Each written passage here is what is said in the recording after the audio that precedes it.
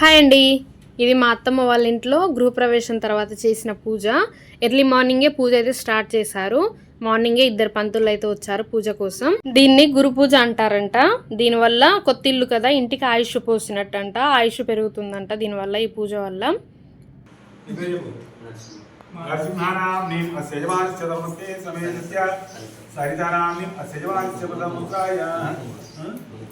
मणिकुमार नाम नेम यजमान से दिव्य पुत्राय विवेक नाम नेम अंतरगना ఇంకా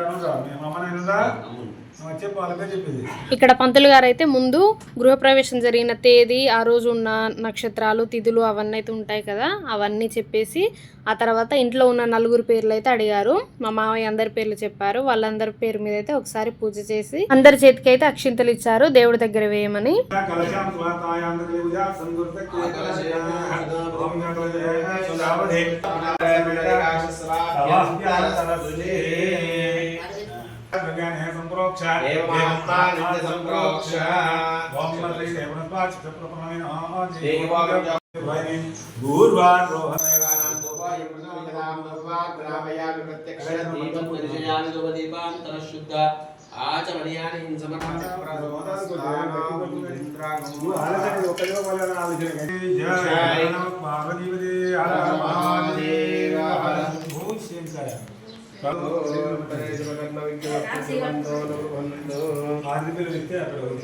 ఇక్కడ ఒకసారి అయితే దేవుడి దగ్గర కొబ్బరికాయ కొట్టి హారతి అయితే ఇచ్చారు.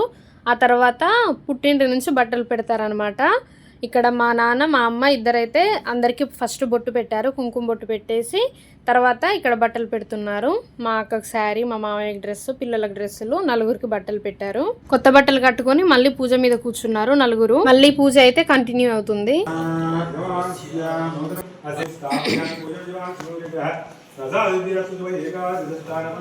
ఒకవైపు పూజ అయితే అవుతుంది. అక్కడ పూజ అయ్యే టైంలోనే ఇక్కడ ఇంట్లో పాలు పొంగించాలి. ఇంటి ఆడపడుచు పాలు పొంగించాలన్నమాట.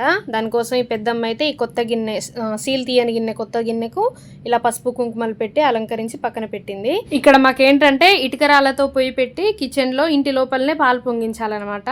ఇప్పుడు కొత్త ఇళ్లలో అందరూ మంచి మంచి కాస్ట్లీ బండలు, టైల్స్ ఇవైతే వేస్తున్నారు కదా. అయితే కింద పోయి పెట్టడం వల్ల టైల్స్ అన్ని ఖరాబ్ అవుతాయి అనేసి మా అమ్మమ్మ అయితే ఒక ఐడియా ఆలోచించింది. నాకైతే ఫస్ట్ అసలు షాక్ అయిపోయా నేనైతే చూసి, ఇంత నాలెడ్జ్ ఎక్కడి నుంచి వచ్చిందిరా బాబు అని. ఇటుకల పోయి కింద పెడితే టైల్స్ ఖరాబ్ అవుతాయని గ్యాస్ పైన ఇటుకలు పెట్టి గ్యాస్ అంటించింది మా అమ్మమ్మ. దానిపైన బౌల్ పెట్టింది. సాంప్రదాయానికి సాంప్రదాయం, అందులోనూ కొత్త వర్షన్. చాలా బాగా అనిపించింది. చాలాసేపు నవ్వుకున్నా నేనైతే. ఇక్కడ ఒక గ్లాస్లో అయితే పంచామృతం కల్పిస్తున్నారు మా మామయ్య తోటే. పంచామృతం అంటే పాలు, పెరుగు, నెయ్యి, తేనె, పంచదార, ఈ 5 కలిపి అయితే చేస్తారు.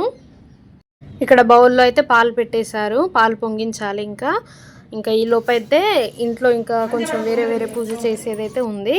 అక్కడ పూజలో మేము ఉన్నాం కానీ మా అమ్మమ్మ చూసింది, పాలు అయితే పొంగాయి, బాగానే పొంగాయి. తూర్పు సైడ్ పొంగితే మంచిదంట, అలానే పొంగాయి. ఇక్కడ పొంగిన పాల దగ్గర అయితే గ్యాస్ దగ్గర పంతులు గారు చెప్పారు అక్షింతలు, పసుపు కుంకుమ వేయాలని. మా అక్క అయితే పసుపు కుంకుమ అక్షింతలు వేసింది. అలాగే వాళ్ళ ఆడపడిచి అయితే హారతి ఇచ్చేసింది.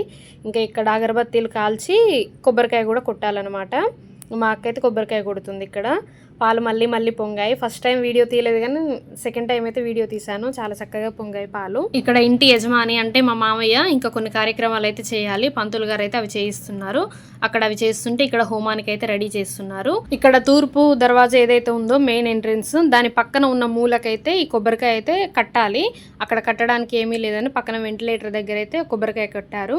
కట్టిన తర్వాత అక్కడ అగరబత్తీలు వెలిగించి ఇంట్లో ఎంతమంది ఉంటే అంతమందితోటి అక్షింతలు అయితే వేయిస్తున్నారు. ఇది ఇంటి లోపల సైడు. నెక్స్ట్ ఇంకా బయట వైపు కూడా ఇలానే కట్టాలి.